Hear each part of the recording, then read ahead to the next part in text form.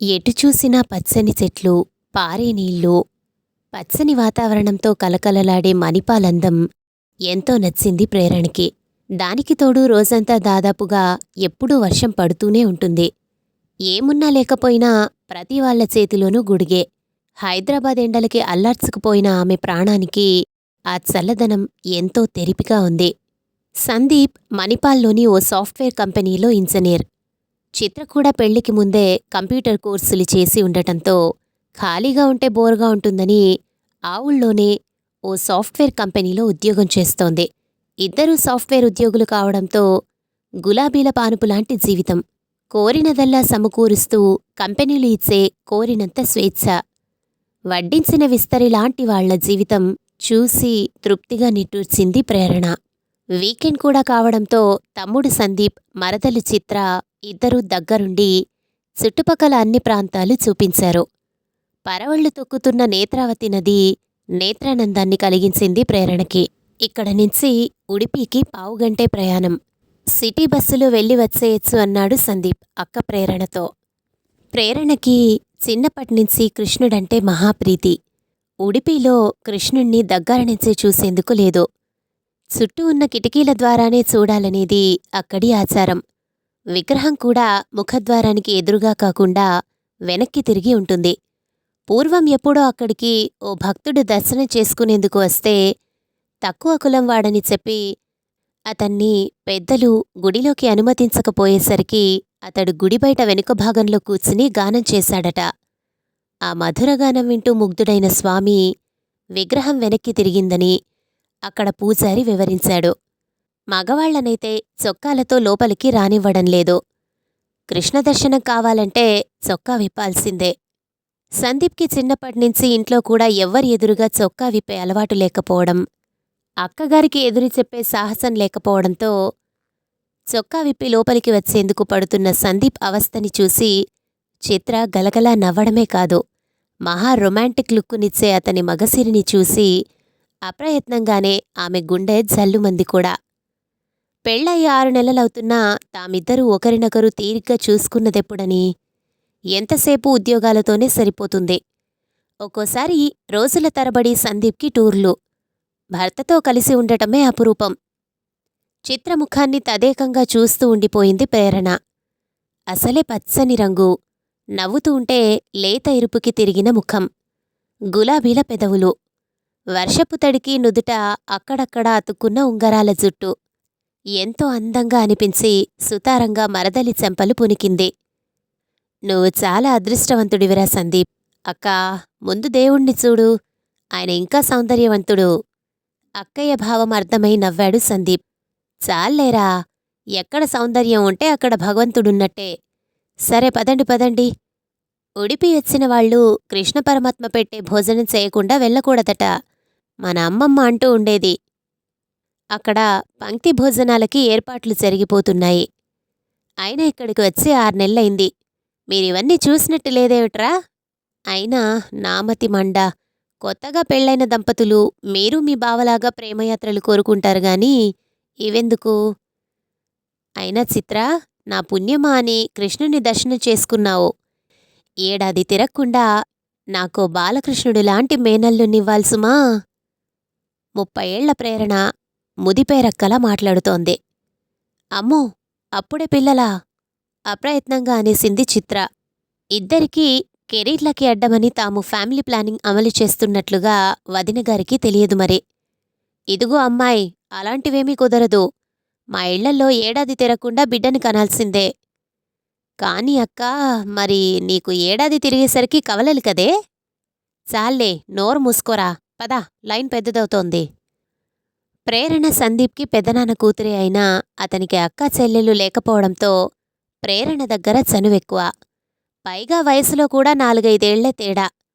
ఒక్కచోటే పెరగడంతో ప్రేరణకి సందీప్ అంటే సొంత తమ్ముళ్ల కంటే మమకారం ఎక్కువ. శృంగేరిలో కూడా మొత్తం వానే. శారదామాతను, అక్కడున్న శివాలయాన్ని చూసేసరికి పూర్తిగా తడిసి ముద్దయ్యారందరూ. వేరే బట్టలు తెచ్చుకోకపోవడం, చలిగాలి బాగా ఉండటంతో తడిసిన బట్టలతో చిత్ర వణికిపోతోంది. పోనీ ఆ వేల్టికి అక్కడే ఉండిపోదామంటే మర్నాడు సోమవారం. ఇద్దరికీ డ్యూటీలున్నాయి. ప్రేరణకి వాళ్ళిద్దరినీ చూస్తే జాలేసింది.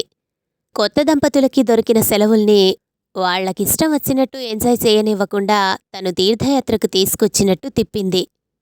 ఆ మాట అంటే సందీప్ నవ్వాడు. అసలు బావని నువ్వు వదిలి మా ఇంటికి రావడమే అపురూపం. నీకివన్నీ చూపించకపోతే ఎలాగక్కా? అవును వదినా. అన్నయ్యగారు కూడా వచ్చి ఉంటే. నువ్వేంటి మీ అన్నయ్యగారి తరపున వకాల్త పుచ్చుకున్న దానిలా? అయినా నేను లేకపోతే అక్కడ గడవదా? వాళ్ళని చూడకుండా నేనుండలేననుకున్నావా? అదేంటి అలా అంటున్నావు? కొంపదీసి బావగారితో పోట్లాడిగాని వచ్చావా ఏంటి? ఇక్కడికి రావడానికి పోట్లాడాలేంటి? దగ్గరుండి మీ పెళ్లి చేసిన దాన్ని మీ మంచి చెడ్డ చూడొద్దూ? ఎప్పుడో పిల్లల పరీక్షలు అవి అయ్యి అంటే అల్లుడొచ్చేదాకా అమావాస్య ఆగుతుందా? అర్థమైపోయిందక్కా. బావ ఇప్పుడు వెళ్ళొద్దన్నాడు, అవునా? ప్రేరణ మాట్లాడలేదుగాని ముసిముసిగా నవ్వుకుంది. బస్సు పరిగెడుతోంటే మరింత చలిగా ఉంది. చిత్రని ఏదో వంకబెట్టి సందీప్ పక్కకి తోసి తను వేరే పెద్దావిడ పక్కన కూర్చుంది ప్రేరణ. ప్రేరణకి భర్త విశ్వం గుర్తొచ్చాడు. అతనికిలాంటి వాతావరణమంటే మహామక్కువ. తమ హనీమూన్లో కూడా కావాలని అడవులన్నీ తిప్పి బట్టలన్నీ తడిసిపోయి తను గువ్వపిట్టలా వణికిపోతూ ఉంటే వెచ్చగా కౌగిలిలో పొదువుకుని ఇద్దరు పిల్లల తల్లైనా ఇంకా పెళ్లినాటి ప్రేరణలాగే ఉన్నావంటాడు విశ్వం. తన ఆలోచనల్ని ఎవ్వరూ చదవడం లేదుగాని చుట్టూ చూసి గతంలోంచి వర్తమానంలోకి వచ్చి ఓరగా తమ్ముడు మరదలికేసి చూసింది ప్రేరణ. వాళ్ళిద్దరూ చెరో దిక్కు చూస్తున్నారుగాని తను ఊహించిన థ్రిల్ వాళ్ల ముఖాల్లో కనిపించకపోయేసరికి ఆలోచనలో పడింది ప్రేరణ. కొత్తగా పెళ్లైన జంట 2 చేతులా సంపాదిస్తున్నారు. ఎంత హుషారుగా ఉండాలి! అసలు ఓ బంధువులింట్లో పెళ్లిలో కుందనపు బొమ్మలా ఉన్న చిత్రని చూసి మురిసిపోయి చిన్నాన్నను ఒప్పించి తనే దగ్గరుండి వాళ్ల పెళ్లి చేసింది. అందుకే సందీప్ కొత్త సంసారం ఎలా ఉందో చూడాలని ఇప్పుడు కాదన్నా భర్తతో కావాలని పోట్లాడి రెక్కలు కట్టుకుని మరీ వచ్చింది ప్రేరణ మణిపాల్కి. చూడాల్సినవన్నీ చూసి దారిలో హోటల్లో డిన్నర్ కానిచ్చి ఇల్లు చేరుకునేసరికి బాగా రాత్రైపోయింది. పొద్దుట ప్రేరణ లేచేసరికి సందీప్ ఆఫీస్కెళ్ళిపోయాడు. తనకి రాత్రి డ్యూటీ అని చెప్పింది చిత్ర. చిత్రని వంట చెయ్యనివ్వలేదు ప్రేరణ. తనకి కావలసినవన్నీ అందించమని సాయం మాత్రం తీసుకుంది. తీరా చూస్తే ఇంట్లో వంట దినుసులేమీ ఎక్కువగా కనిపించలేదు. చిత్ర సిగ్గుపడుతూ చెప్పింది, పగలు నేనొక్కతినే కదా వదిన తినేది. అందుకే ఏదో ఒకటి హోటల్ నుంచే తెప్పించుకుంటాను. రాత్రి నేను బయలుదేరే టైంకి సందీప్ వస్తారు. కానీ భోంచేసే వస్తారు. మాకు ఆఫీస్లోనే అన్నీ దొరుకుతాయి కదా, అందుకే అక్కడే తినేస్తాం. ప్రేరణకి ఏదో అర్థమైనట్టు అవనట్టు అనిపించింది. మొగుడు పెళ్ళాలిద్దరూ వంటింట్లో ఒకరికొకరు సాయం చేసుకుంటూ చిలిపి జోకులేసుకుంటూ పనిచేస్తూ ఉంటే ఆ సాన్నిహిత్యం, అందులోని థ్రిల్ వీళ్ళిద్దరికీ అనుభవంలో లేదన్నమాట. అదే విశ్వమైతేనా ఇంట్లో ఉన్నంతసేపు నిమిష నిమిషానికి ఏదో వంకతో వంటింట్లోకి వచ్చి తనను తాకుతూ సడన్గా గాలిలోకి గెర్రున తిప్పుతూ అల్లరి పెట్టందే వదిలిపెట్టడు. అయినా వీళ్ళిద్దరివి ఇవేం టైమింగులు బాబూ! ఒకరు ఉద్యోగానికి వెళ్లేందుకు మెట్లు దిగుతోంటే మరొకరు ఇంట్లోకి వచ్చేందుకు మెట్లెక్కుతున్నారు. ఎవరికిష్టమైన తిండి వాళ్ళు ఎక్కడో ఒకచోట తిని కేవలం విశ్రాంతి తీసుకునేందుకు మాత్రం ఇంటికొస్తున్నారు. ఇలాంటి వాతావరణంలో కుటుంబాలు ఎంతవరకు నిలుస్తాయి? అసలు వాళ్ల బంధం బలపడేందుకు ఇద్దరూ కలిసి భోజనం చేయడంగాని వినోదాన్ని పంచుకోవడంగాని ఎక్కడున్నాయి? కొత్తగా పెళ్లైన జంటలోని పారవస్యంగాని మెరుపుగాని వాళ్లలో ఏ కోసానా కనిపించడం లేదు. పైకి గులాబీల జీవనంలా ఉన్న తమ వెన్నంటి ఉన్న ఈ కంటకాలను గుర్తించగలుగుతున్నారా వీళ్ళు? ప్రేరణకు విశ్వం గుర్తుకొచ్చాడు. తనెక్కడ కష్టపడిపోతుందోనని ఇంట్లో ఉన్నంతసేపు తన వెనకే తిరుగుతూ జోకులేస్తూ వచ్చినా రాకపోయినా ప్రతీ పని అందుకుంటూ ఎంత కష్టపడుతూ ఉంటాడు. పైగా దాన్ని తను కష్టమంటే అస్సలొప్పుకోడు. ఆడుతూ పాడుతూ పనిచేస్తుంటే అలుపు సొలిపేమున్నది అంటూ ఓ పాతపాట దీర్ఘం తీస్తాడు. పాపం తనిలా వచ్చేసింది. పిల్లలతో ఏమవస్థ పడుతున్నాడో ఏంటో. సందీప్ చిత్రల గురించి ఆ రోజు రాత్రి భర్తతో చాలాసేపే మాట్లాడింది ప్రేరణ. తను తిరిగి ఎప్పుడొస్తుందో కూడా చెప్పింది. ఓ పాట హమ్మింగ్ చేస్తూ. మర్నాడు డ్యూటీ నుంచి వచ్చిన చిత్ర నిద్ర అలసట తీరాక వదిన మరదళ్ళు తీరిగ్గా కబుర్లు చెప్పుకుంటూ వంట చేసుకుని తిన్నారు. వదినా, అబ్బా, ఎన్నాళ్లకు కడుపు నిండా తింటున్నానో మనస్ఫూర్తిగా అంది చిత్ర. రోజూ ఆఫీస్లోనే ఫ్రీగా సప్లై చేసే పిజ్జాలు, బర్గర్లు, ఐస్ క్రీంలు తిని విసుగెత్తిపోతోంది. వ్యాయామం లేక శరీరం బరువెక్కిపోతుంది కూడా. అయినా తప్పదు మరి.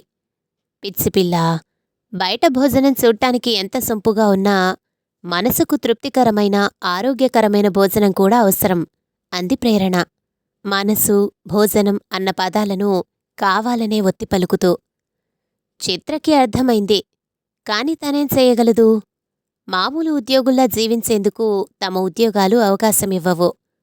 రెప్పవేయకుండా మానిటర్ చూస్తూ అసౌకర్యంగా ఉన్నా అలాగే గంటల తరబడి కుర్చీలకు అతుక్కుపోవాల్సిందే. మెడ, మణికట్టు పట్టేస్తూ ఉంటాయి. పోనీ నాతో 4 రోజులు హైదరాబాద్ రాకూడదు? మరి సందీప్కెలాగా అనలేదు చిత్ర. ఆమె పుట్టింటి వాళ్లది హైదరాబాదే. అందుకే హుషారుగా ఒప్పేసుకుంది. సందీప్ కూడా అడ్డు చెప్పలేదు, చిత్ర విసుగెత్తిపోతుందని. కాని తెల్లారేసరికి విశ్వం సూట్కేస్తో తయారయ్యేసరికి ప్రేరణ ఆశ్చర్యపోవడమే కాదు, కంగారు పడింది కూడా ఏమైందోనని. పిల్లలేరి?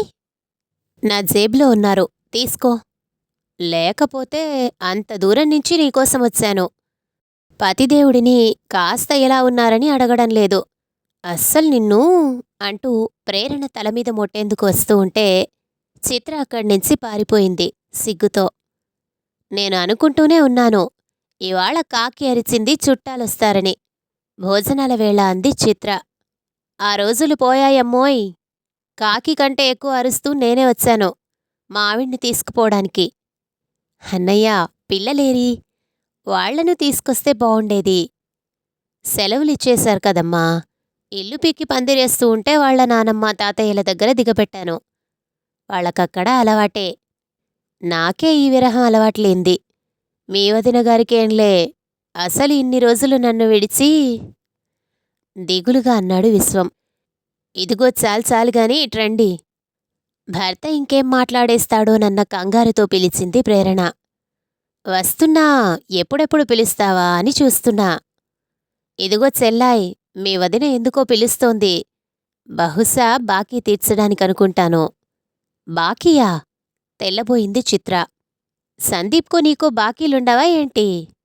అయ్యయ్యో, ఈ మనిషికి బొత్తిగా సిగ్గు లేకుండా పోయిందమ్మా విసుక్కుంది ప్రేరణ. ఏమిటోయ్ పిలిచావు?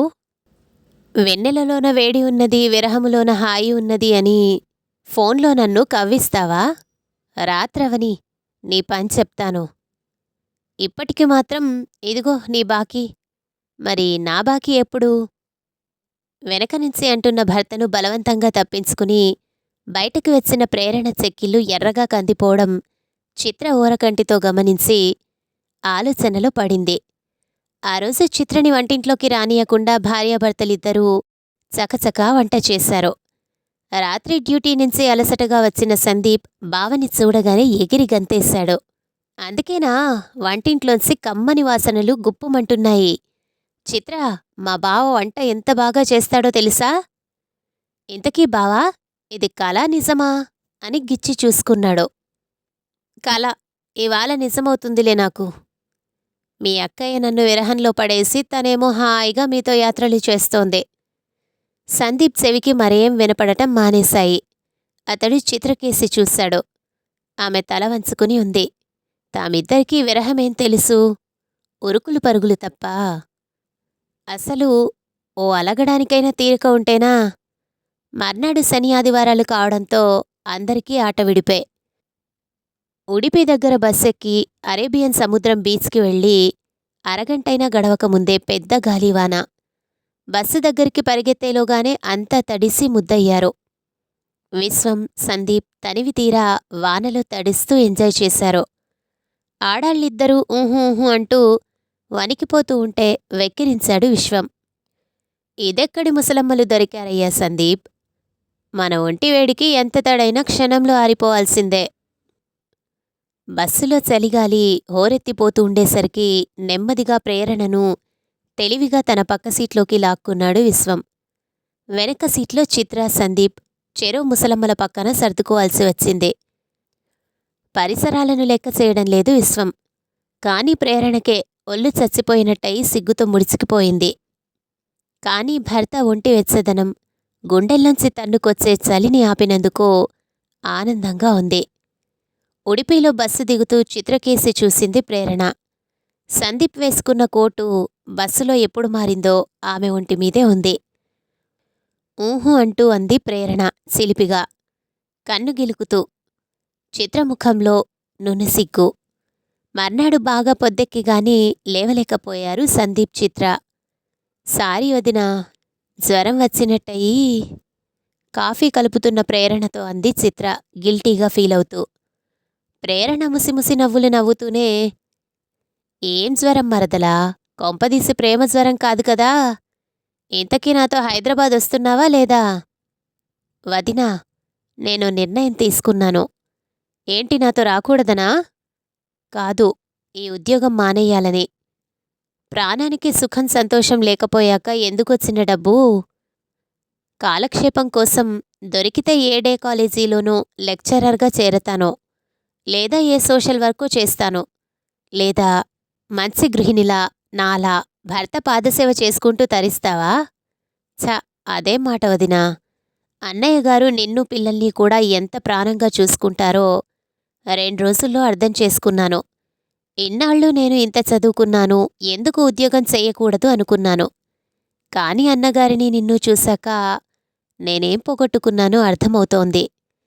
నేను ఈ ఉద్యోగంలో పిల్లల్ని కన్నా మాకు అడ్డేనని, ఫ్యామిలీ ప్లానింగ్ అమలు చేస్తూ ఒక ఆనందమన్నది లేకుండా జీతం కోసమే బతుకుతూ, చీచి. సర్సర్లే, అయితే నాకు బుల్లికృష్ణుడు గ్యారంటీయేగా. పోదినా, నువ్వు ఉండమన్నా మేమింక ఉండంలే చెల్లెమ్మా. మేమొచ్చిన పని కూడా అయిపోయింది. మాకు కొంపగోడు ఉన్నాయి. పదవోయ్ బంగారం. మంగళూరు నుంచి హైదరాబాద్కి నేను వచ్చేటప్పుడు ఫ్లైట్ టికెట్స్ బుక్ చేశాను. ఇప్పుడిక్కడి నుంచి మంగళూరు వెళ్ళాలంటే ఈ వర్షంలో 2 గంటలు. మన ఫ్లైట్ 10:30కి. తొందర పెట్టేశాడు విశ్వం. లేచి కళ్ళు నులుముకుంటూ తను వంటింట్లోకి వచ్చి అన్నాడు సందీప్. నీకు అన్నింటికీ తొందర ఎక్కువే బావా. నాకంటే మీ అక్కయ్యకే ఎక్కువ సుమా.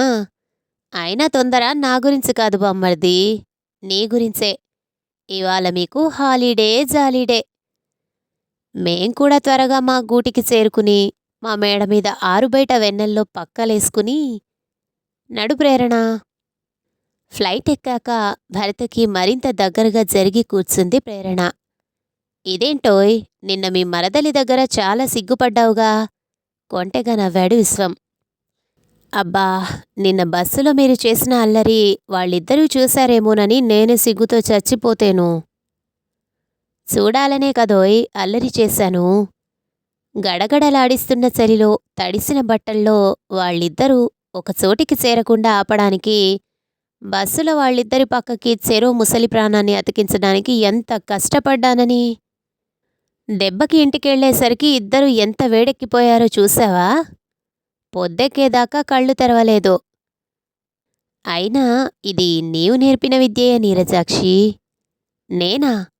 కాదా? మన ప్రణయ జీవితానికి ప్రేరణవు నువ్వే ప్రేరణ. విరహం తర్వాత సంసారం మరింత రంజుగా ఉంటుందనేగా నువ్వు నన్ను అర్ధాంతరంగా అక్కడ వదిలేసి ఇలా వచ్చేశావు. అంతేనా? 2 వీకెండ్సు నీ మాటలతో మీ వాళ్లకి మనసుల్లో వాళ్ళు కోల్పోతున్నదేంటో ప్రేరణ కలిగిస్తూ వాళ్ళిద్దరికీ విరహం కల్పించావు. నా బావమరిది సంసారం గురించి నేను కూడా కాస్తైనా చేయకపోతే ఎలా? అదీగాక ఇంకో కారణము ఉందిలే. బహుశా నిన్న మధ్యాహ్నం నిన్ను నేను బెడ్రూంలోకి లాక్కుపోయి వెన్నెలలోనే వేడి ఉన్నది, విరహంలోనే హాయి ఉన్నది అని యాక్టింగ్ చేస్తూ పాడటం మీ మరదలు విని మనల్ని ఏదో సీన్లో ఊహించుకుని ఉండాలి. అయినా గాని నా స్వీట్ లవ్, ఎంత విరహమైతే మాత్రం నిన్న రాత్రి ఈ బక్కప్రాణిని ఎముకలు విరిగేలా కౌగిలించుకుంటావా? పైగా ఊపిరి సలపనీకుండా ముద్దులు. ప్రేరణగిచ్చిన గిచ్చుకి, విశ్వమరిచిన అరుపుకు ఫ్లైట్లో ముందు సీట్లోంచి పడుచు ముసలి జంటలు వెనక్కి తిరిగి చూసి ముసిముసిగా నవ్వుకున్నాయి. కథ సమాప్తం.